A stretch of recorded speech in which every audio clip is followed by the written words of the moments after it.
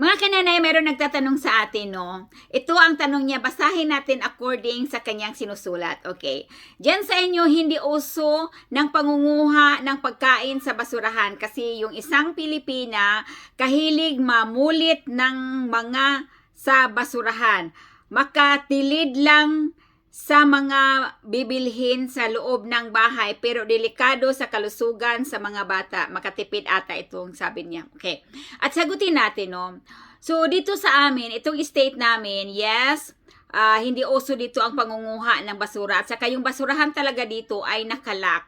Nakaseal talaga siya. Ang papasok lang dyan, yung may-ari lang. At saka mayroon talagang malaking kamera na nasa harap talaga ng basurahan. At syempre, pag halimbawa, pumunta ka doon, nakakahiya naman yan, makikita ka doon sa kamera, no? At saka, ako naman, sa akin lang ito ha, sa akin lang opinion ha, sa akin lang opinion.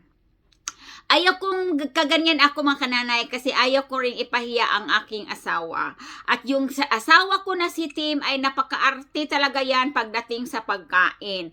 Kung pag namimili lang nga kami ng pagkain, halos lahat ng ingredients talaga dyan sa nakalagay dyan ay binabasa. Oo. Kaya dito sa amin, ang panimpla lang talaga dito sa amin ay yung mga spices at saka yung asin. Walang bitchin, walang basta MSG, walang ganyan. Kasi nga, si Tim talaga ay napakaano sa pagdating sa pagkain. Even ako din mga kananay ay matagal ng panahon, hindi pa kami ni Tim, hindi pa kami nagkakita ni Tim, no? Ay hindi na ako hindi na ako naggamit ng bitchin or yung mga pagkain na may MSG mga kananay na dahil sumasakit ang ulo ko dyan.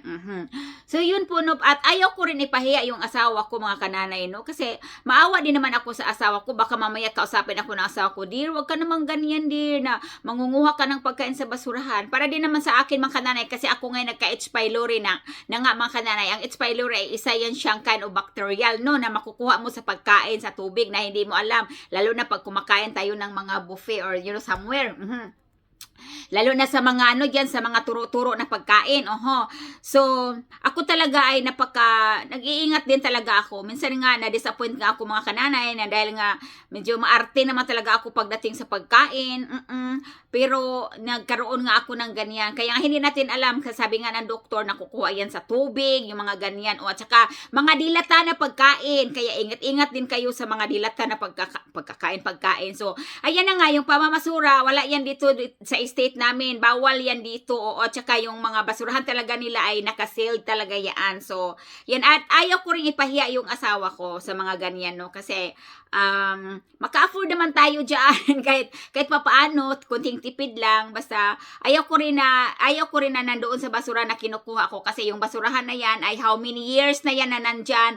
Ulan, init. Ewan ko lang kung hinuhugasan ba yan, hindi ko alam. Basta kasi hindi ko din naman naranasan yan mga kananay, no? Pero iba-iba naman tayo. Yan lang po ang aking opinion, no? So, yan lang po ang aking opinion. So, kanya-kanya man tayo. Mga kananay, New Year dito ngayon sa amin, no? So, January 1 ngayon. So, nagmuni-muni ako dito mga kananay mula pa noong Pasko kasi ini-imagine ko ba na ang saya-saya dyan sa Pilipinas, kahit konting handaan, masaya tayo. So ngayon dumating sa isip ko mga kananay ang New Year kasi nga New Year nga dito ngayon. So sa isip-isip ko pag New Year kailangan punong-puno ang lamisan ng mga prutas, abunda ng mga pagkain para yung whole year natin daw ay abunda ng pagkain. Tapos naisip ko mga kananay, yun na nga, naglalagay kami, yung stepmother ko, naglalagay ng pagkain talagang, naghanap talaga, parang parating blessed talaga yung whole year, no? Isip ko mga kananay, pagkatapos noon, kinain namin. Sunod bukas, wala na kaming bigas. Wala nang ulam. Ano ba talaga, oy? Yung culture talaga natin, ang dami talagang pamahiin natin, no? Kasi parating abunda. Kaso lang naisip ko nga, punong-puno ngayon lamisa pag New Year. Daming prutas. May kung ilang prutas ba yan mga kananay na nilalagay. Tapos sa sunod bukas, wala na kaming bigas, wala pang ulam. Anong nangyari? Kaya dito mga kananay, wala yan sa kanila dito. Wala talaga as in, wala. Normal lang, walang putukan, walang naglasing, wala talaga. Boring. Pero nasanay na ako mga kananay. Basta lang buong yung pamilya natin, no. Yun na nga, naisip ko lang. Kasi nagmuni-muni na naman ako mga kananay dito. Muni-muni na naman ako.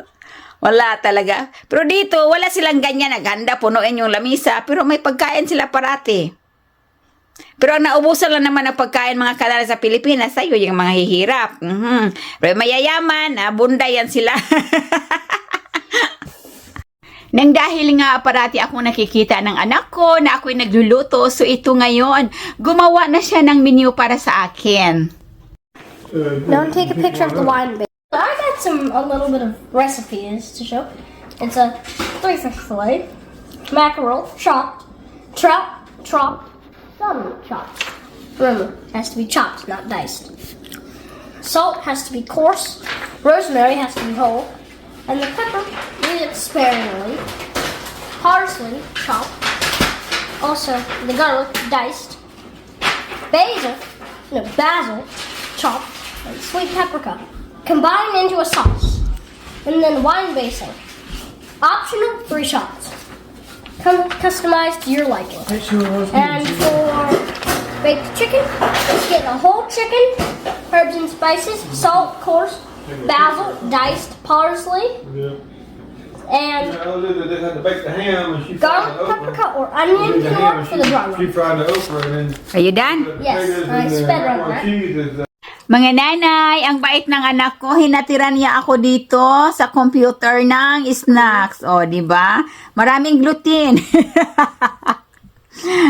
I just, thank you, baby I was love. gonna add some chips, but the It's plate was too okay. I small. want banana. Okay.